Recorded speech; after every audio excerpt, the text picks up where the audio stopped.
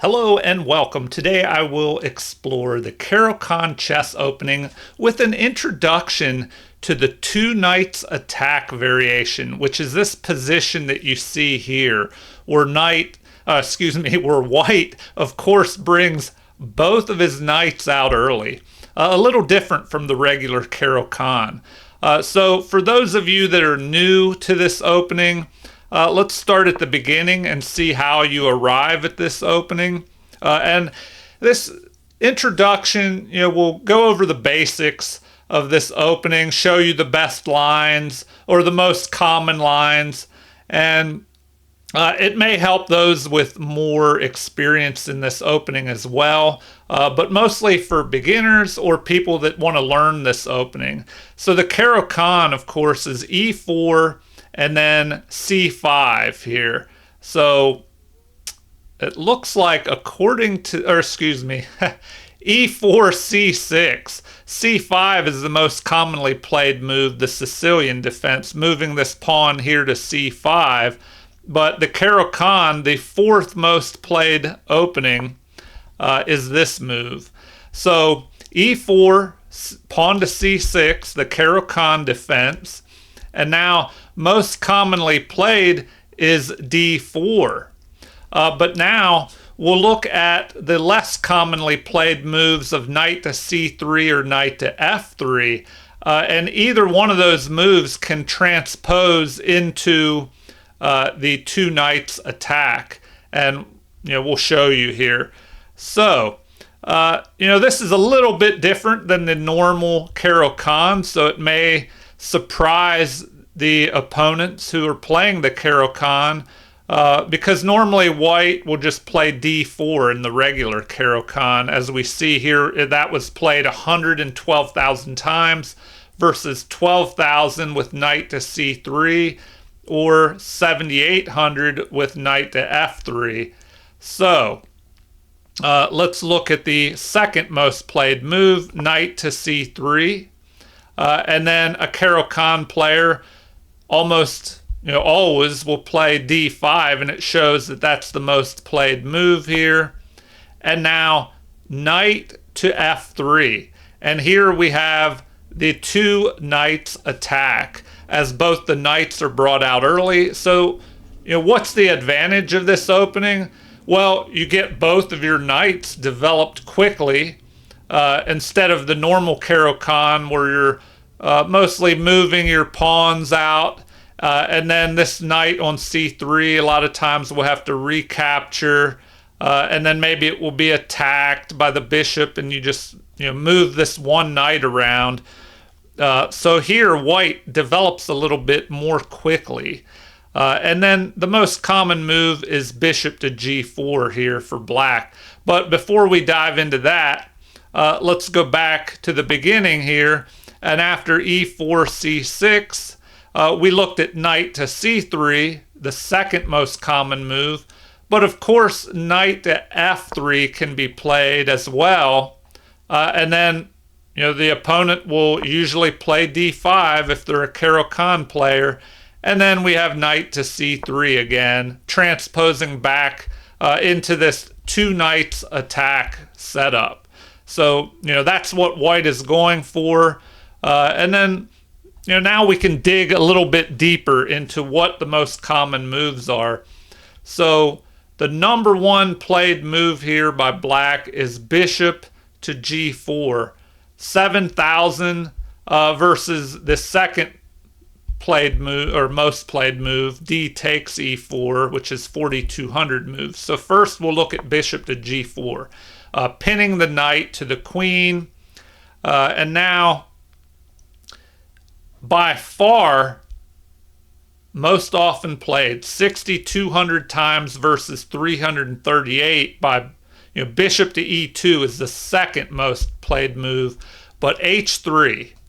So mostly h3 is played immediately, asking this bishop, what are you doing here? Are you going to take the knight or retreat? Well, Looks like 5,368 times the bishop just takes that knight, and only 853 times does it retreat. Now, why might this bishop take the knight instead of retreating and keeping the bishop pair? Well, it's a bad bishop, and once this pawn moves to e6 here, that bishop will be kind of blocked a little bit by its own pawns. So that is probably the main reason that most often we just have a capture here. So capture, and then usually, you don't want to break up your kingside pawns, so the queen will recapture. And now the number one move is e6, getting ready to develop the other bishop and fortifying this d pawn, which is under attack by the pawn, the knight, and the queen. So, it's important to fortify this d5 pawn. And, maybe pushing the pawn and attacking the knight might be a little too risky. So how often does that occur? Only 47 times. That might be a little too risky.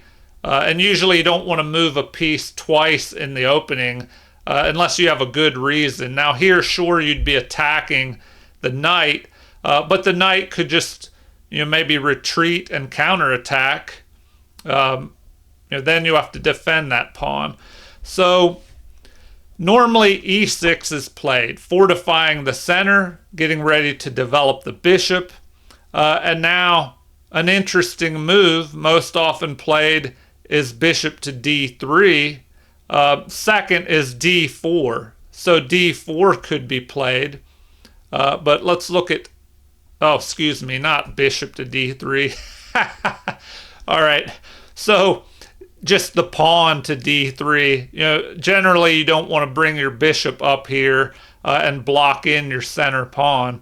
So d3, just fortifying.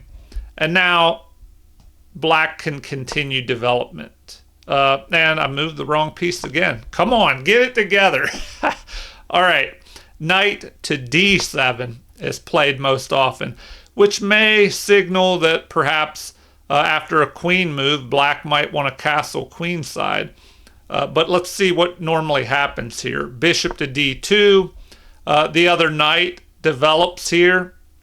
And so now we have g4 played most often, gaining space. h6 to slow this pawn down. And then white usually castles queenside. So what do we have next? Queen attacking this pawn and the king side. But now the king is protecting this and it's fine for the moment. Here we have queen to g6. Maybe getting ready to push this pawn forward. And d4, finally attacking this knight. And here, knight to e2 is usually played, of course. Where else is the knight going to go? He probably doesn't want to go back to b1. And then, let's see, bishop to b4 takes. And now we're getting down to the end here. So since this is an introduction, I'm not going to go too much further. But, if white pushes the pawn, maybe starts storming the king side, and it looks like for that reason, black usually castles on the same side as white. So the games usually aren't as crazy when you castle on the same side. Castling on opposite sides, you can have pawn storms, and the game can get a little more wild. And it looks like these two final games ended in draws. What does white play next? Either move the king, develop this bishop, connect the rooks. But that is an idea of how the game can go. So let's go back to the beginning here. We looked at e4, c6, and not the normal d4 move, but either knight to c3 or knight to f3, which leads to this two knights attack. And your opponent is usually going to play d5 if they're a Caro-Kann player. So we'll just focus on that for today. I won't go into the other options, which would transpose into a different opening. So d5, and then knight to f3. So we're back to the two knights attack. And we looked at bishop to g4. So we could take one more look at that. Now, what if after h3 they decide to retreat back? Well, then what is recommended? Now the recommendation is, let's see, 556 times versus 96 times for d4. So the most played move is to capture in the center. The other option is to push your d-pawn. So we'll look at the most played moves in this introduction. So capture, capture. Now the bishop checks, knight blocks. Then we have g4 chasing the bishop.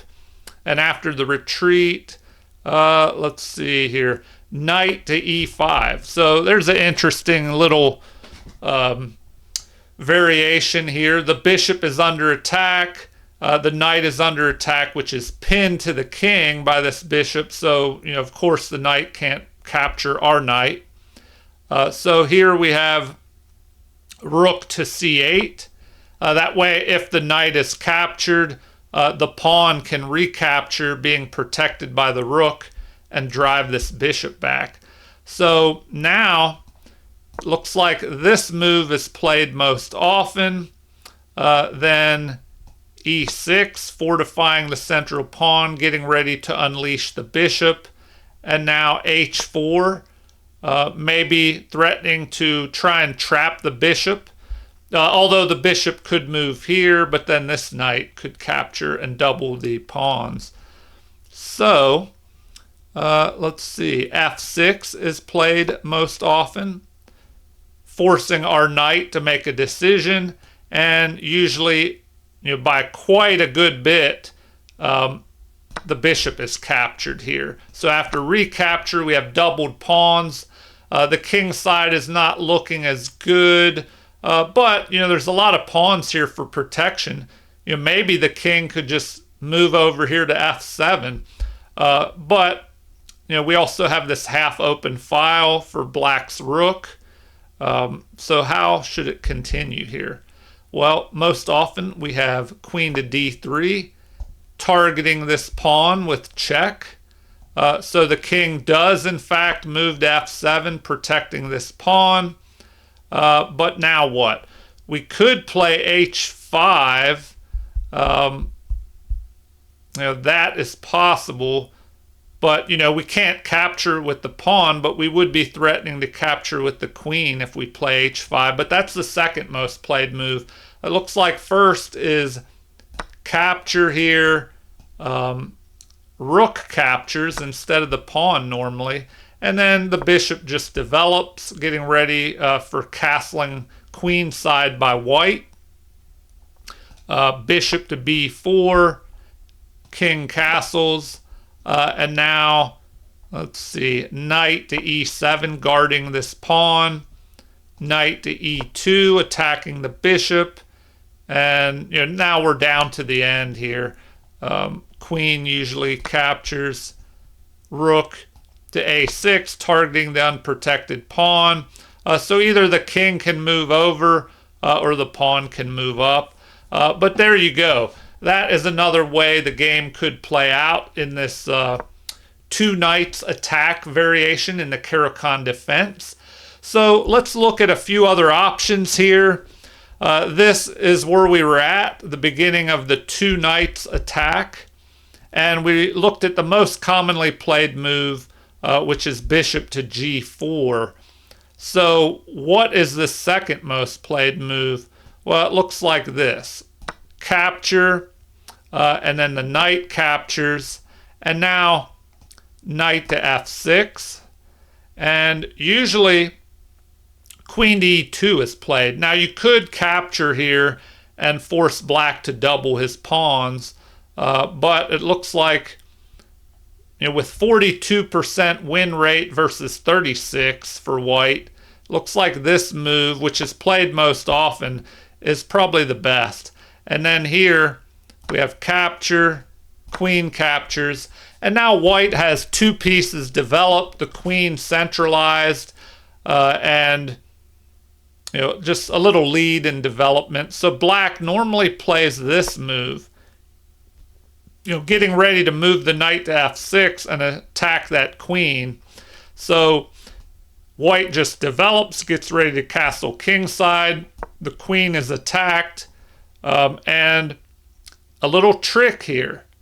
Instead of retreating the queen to e2, knight to e5, threatening a mate here on f7 with the knight and bishop combo. So, the options are knight to d5 to block the path, of this bishop. But, the best move is this, e6, just blocking the scope of that bishop. And now we have queen to e2 because now it is a threat to capture that queen. And then b5, driving the bishop back. And now we have queen developing to c7, putting a little pressure on our knight, maybe getting ready to bring the bishop up here, attack the knight. So d4 fortifies the knight. Bishop does, in fact, create a battery with the queen, adding pressure. And white just castles kingside. But now, let's see, black, after kingside castling, we have bishop to f4, helping fortify that knight even more. a5, threatening to trap our bishop. So c3 is normally played, fortifying the central pawn, giving the bishop an escape hatch. So anytime you can play a move that does multiple things, c3 allows the bishop to escape and fortifies the central pawn. But now we have c5 being played most often. And then, let's see, after capture, queen captures, rook at a to d1, bishop to c7, rook up to d4, bishop to b7, attacking the king side. And the final moves are, let's see, doubling the rooks here. a4 attacking our bishop, bishop retreats, and this pawn keeps moving. So after a capture, rook captures, now this pawn's under attack, but the bishop can just move back up and protect it and line up on the king here. So what do we have next? Bishop to d5, and now looks like knight to d3 was played in this game, which, that attacks the queen. So I guess we could play it out a little further, but the queen can just pick this pawn off and attack the rook. So, maybe that's not best, but since this is an opening explorations video, I won't go any further. You can check the rest of this out on your own if you want to do a little analysis. So let's get back to the beginning here. Let me go back a little further. So this was the two knights attack, and we just looked at this capture here. D takes e4, and then the knight captures, and we went on from there. So if we go back to this position, the first move we looked at, bishop to g4, was played most often. Second was capturing the pawn. What else can be played? Well, third is knight to f6. So that's a possibility. You may be asking about d4. So maybe I'll take a look at that next. But let's see what could happen in this position. Well, now you're kind of asking for this move to be played, e5, chasing the knight, and then normally the knight jumps into e4 here. And then we have knight to e2, avoiding the trade of the knights. And queen to b6, threatening a mate here. So d4 has to be played to block that mate threat. Then we have e6, but the bishop is blocked in.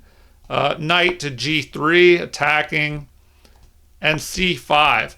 So c5 can be a common move, a recurring theme in the Caro-Kann. And you'd also see this in a French defense type structure. So this almost looks like a French defense where black will push forward, attacking the base of white's pawn chain, and white can either play c3 to help protect this pawn chain here and the base of the pawn chain, and create a new base of the pawn chain. So the most commonly played move, though, is this.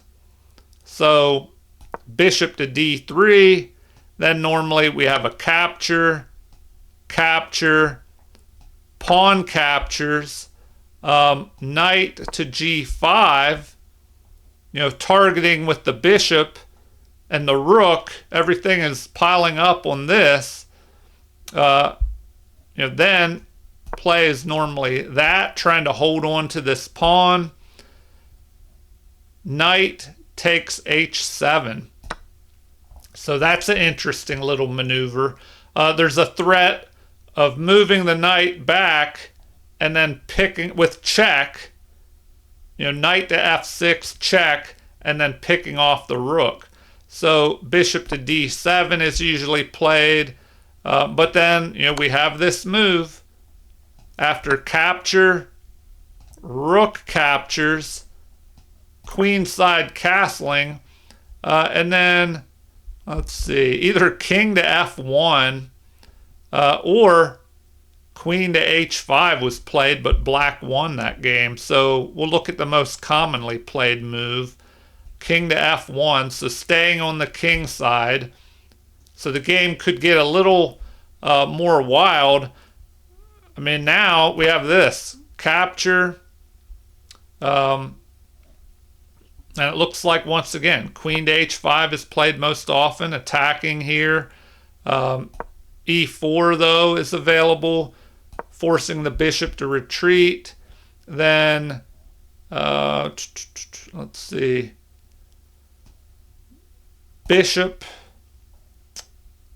a3, e3, rook takes with check, knight takes to help protect the king in case the queen might threaten. Well, and this protects this pawn, which is under attack by the queen. So queen to f3 is normally played. And let's see, capture, queen captures, bishop to e8, fortifying this and maybe relieving the knight of guard duty on the back rank, which is pretty bad for a knight, being stuck back there. So b4, queen to c7, attacking the unprotected pawn. That is ignored, usually in favor of bishop to b2. So maybe giving up this pawn for this one in the center. So the knight protects that. Then the knight is attacked. Knight up to e7. And usually g4 is played because that pawn was under attack by this battery. So e5. I'll play this out a little bit further, I guess. So a threat here, protecting the pawn, maybe getting ready to push forward in the future, and the queen could be pinned to the king. So we have bishop to c5, queen, let's see, to f6, and knight to g6. All right, so here usually that is played. D3.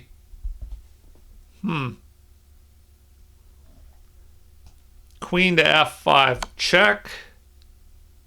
Bishop to D7. Queen takes. But black went on to win this game. So, I just thought I'd play that out. Maybe I played it too far. So let's get back to what we were looking at. This position in the... Well, let me go back a little bit further here. All right. So we looked at the main moves. Bishop to G4 played most often. Then second is capturing this pawn. Then we just looked at this knight jumping forward, but then you probably won't see that as much because you're kind of asking for this pawn to push forward and attack that knight and start chasing it. Now, probably some of you are wondering, well, what if they play this? Well, let's see what happens there. Normally, you'll go here, and then the most common continuation, because both knights are attacking that pawn, is to play c5. Now, would you want to play this move, pushing that pawn? White wins 100% of the time if this is played. So capture, queen captures, but then we have knight to g3 protecting this pawn and a discovered attack on the queen. So the queen can go to d8 or d6. So, if you go to d6, the queen could maybe come under fire with this move here, possibly. So we'll just pick the first move, retreating all the way back, bishop to c4. Once again, this knight to f6 move, but instead of attacking that knight, because if you attack the knight, it could jump in the center here. Castling was played. So then queen to c7, lining up on the h2 pawn, so maybe a little attack in the future. Then d4, grabbing the perfect pawn center with these two pawns on d4 and e4. And now we have e6. So you'll see this set up often in the Caro-Kann, where you have pawns on a7, b7, and c6, and then another pawn on e6 here. And there's the option to push the c pawn and attack in the center. That's one way that the game plays out a lot of times in the Caro-Kann. So here we had queen to c2 just developing, bishop develops, and then bishop to d3 was played. So this is probably to discourage castling, because we could maybe push forward here. If black castles kingside, we could push our pawn, chase the knight, and then perhaps move up here, picking off this pawn, and cause some problems. So, of course, this is the most commonly played move instead of castling. It's the move played in this game because we're down to the final game example in this database. So bishop to d2 was played, knight to f8, helping to fortify this, rook at f to e1, and let's see, h5, maybe getting ready to chase the knight. So bishop to g5, discouraging that pawn push. Bishop develops, and finally white pushes a pawn in the center. So d5, because this queen is unprotected and our queen is lined up on it, this pawn can't move. So instead, in this game, h4 was played. So that's interesting. The pawn can just capture. Then we have knight captures, discovered attack here. And in the game, this was played. Bishop, knight at h to f5. Possible because of the pin of the pawn here by the rook on the king. So the game continued with this move. Queen up to c5. And then, let's see. King to d8 was played. Maybe their hand slipped. Oh, they didn't want a castle because then we could pick off this pawn. So they just got out of the line of fire of this rook. But then we had knight to d6, bishop to e8 protecting. But now the bishop pair is removed. Capture, opening lines to the king here. But you get the idea. So that is another way that it could have played out here. And, that was if you push this pawn.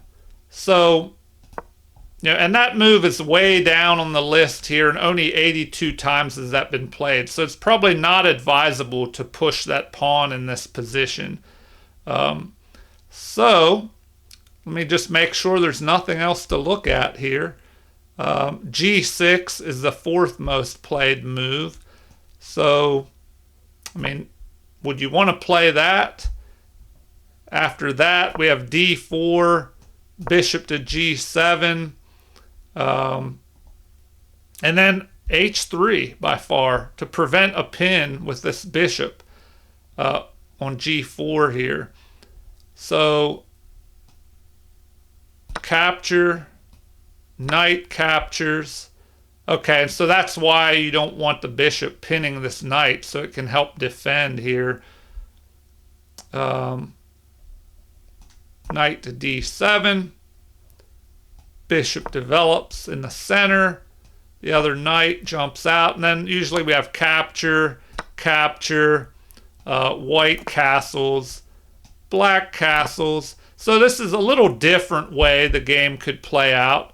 Rook to e1, bishop f5, and now c3, just fortifying this pawn.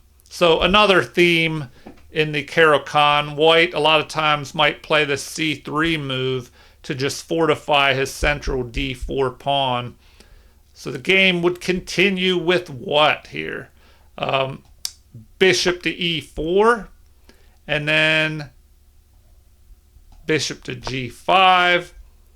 Then what do we have? d5, stopping this bishop, trying to get rid of the bishop pair perhaps. So most often white avoided that. Rook to e8, helping protect this pawn on e7. Maybe preparing in the future to push that pawn. So knight to e5, grabbing this outpost. And so immediately black tries to get rid of this far advanced knight. And now we have knight to g4 being played. So with that, usually knight to f6, knight to h6 check. So that's interesting. King moved here, queen up to d2, and whoa. Well, this is interesting. In the game, knight to g8 was played. Oh, excuse me. Get it together. Knight to g8 was played, then a retreat, and now we have knight back to f6, knight to e5, back to the outpost, knight to d7, knight to c4. These knights are just, jumping all over the place here. So, you think they might try this to get rid of this bishop, but instead f4 was played. King over to g8. Now h4. If you have a fianchettoed position, sometimes pushing the h-pawn is a good strategy. Bishop retreats, helping fortify the king. Queen and bishop create a battery here, which will be good maybe when this pawn pushes forward. knight to f8 to help guard this, and bishop to g3. So I'll go a little further. Queen d7, b4, bishop to h6, grabbing an open file. a4, so white is pushing on the queen side, knight to e6, and finally this h5 move. So knight where to f4, attacking. So capture, capture, develop the other rook, king to g7. And so I mentioned this often, well, I don't know how often, but I've mentioned it before, that one way to indicate if your opening has turned out okay or not is if you get your rooks well placed coming out of the opening. If they end up on good squares, either on an open or half open file, or behind pawns that you plan to push forward. So here, queen and rook battery is created, and black brings their rook out, doing likewise.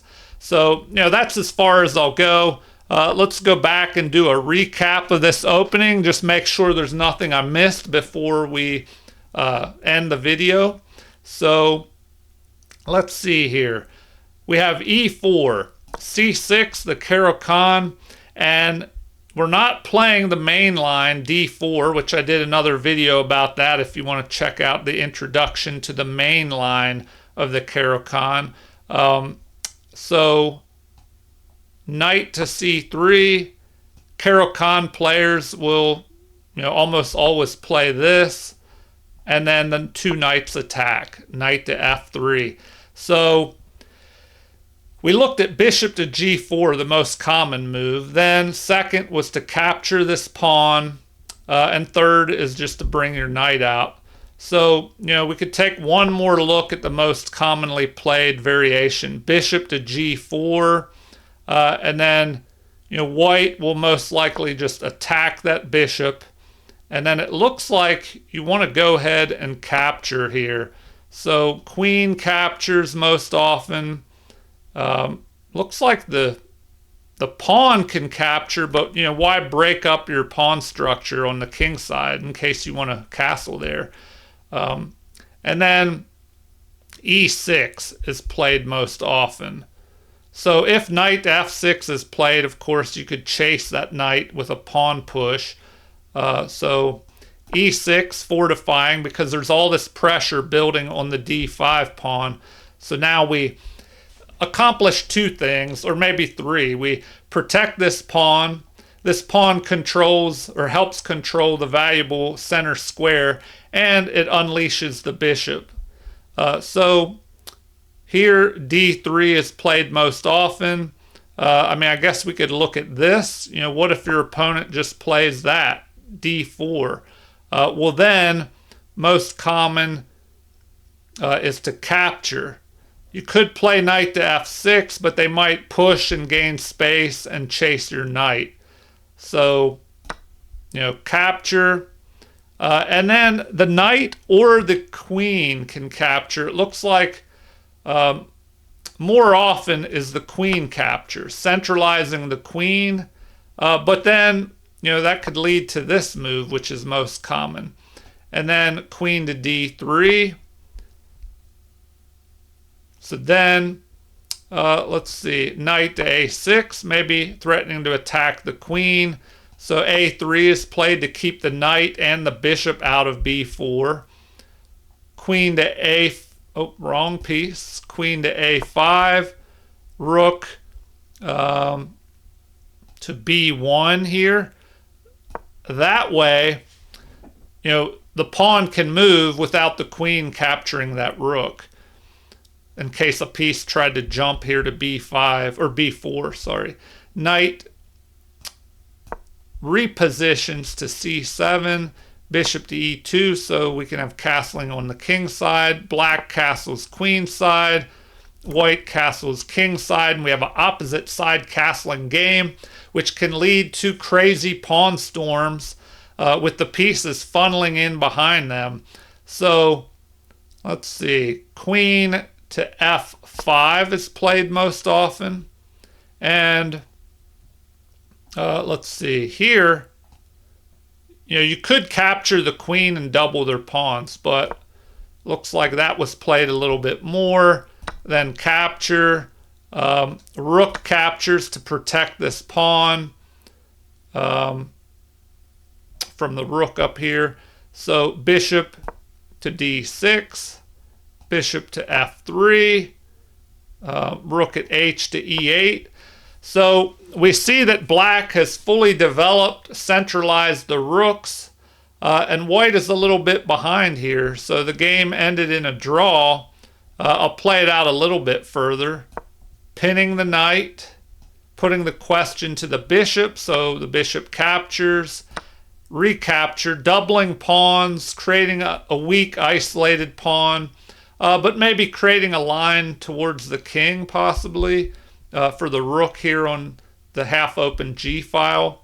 So rook at B to D1, doubling the rooks, F5, maybe limiting the scope of the bishop and the knight here. So knight to E2, knight to D5, and I'll play this out a little bit further just so you can take a look. So an attack here, we trade off some pieces, and G3. So this move kind of helps stop rooks lining up on the king a little bit, chases the bishop back to D6, and now B4, because the bishop was putting a little bit of pressure on that pawn, but storm these pawns forward, gain space, maybe threaten to chase that bishop back even further. So the bishop preemptively moves back, and instead of the c pawn pushing, we push to d5. So if we capture here, if you capture here, you're going to end up with doubled isolated pawns, which is not very good. So instead, the king just moves forward.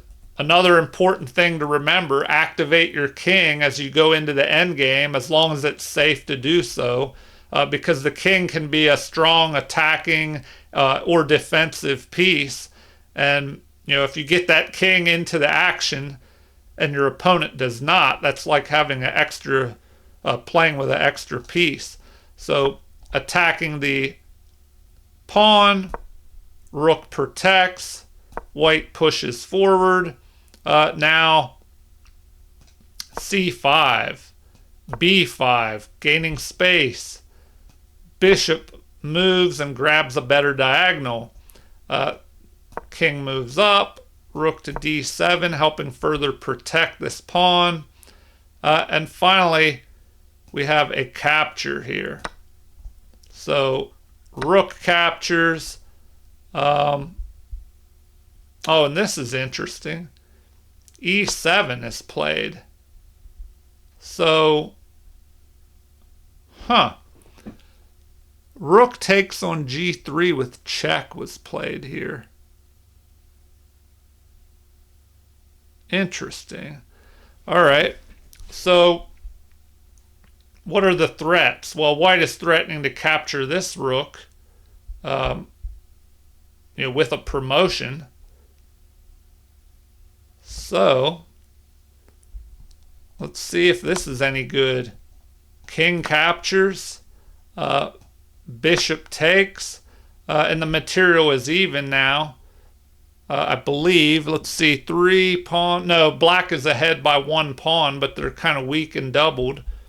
King to f3, and the game ended here. So, interesting way, another interesting game in this Caro-Kann 2 knights attack. Okay, well, I hope that this helped you, this little introduction. Maybe I went into in depth, but I like to play out the possibilities a little bit further so you can see how an opening goes in the middle game and towards the end game. and that can help you pick moves and decide what you like and what you don't like. So once again, e4, c6, and then knight to c3, d5, knight to f3. The two knights attack. And it looks like this is the most common move, and that's probably by far what you'll have to worry about if you're playing white. And if you're playing black, maybe this is one of the best moves to play because it's played so often. All right, well, please like and subscribe if you haven't already. Feel free to leave comments with whatever you have on your mind. Say anything. If you find something I need to improve on, put that in there. Don't feel afraid to insult me. Nothing, I'm not insulted by anything, even if it's bad comments. Stuff like that doesn't bother me. So let it rip. Anything you'd like to say, or if there's a request for future opening exploration videos that you would like to see, if there's a specific opening, maybe I could check that opening out and do a video on that. So thank you for watching and have a super chess day.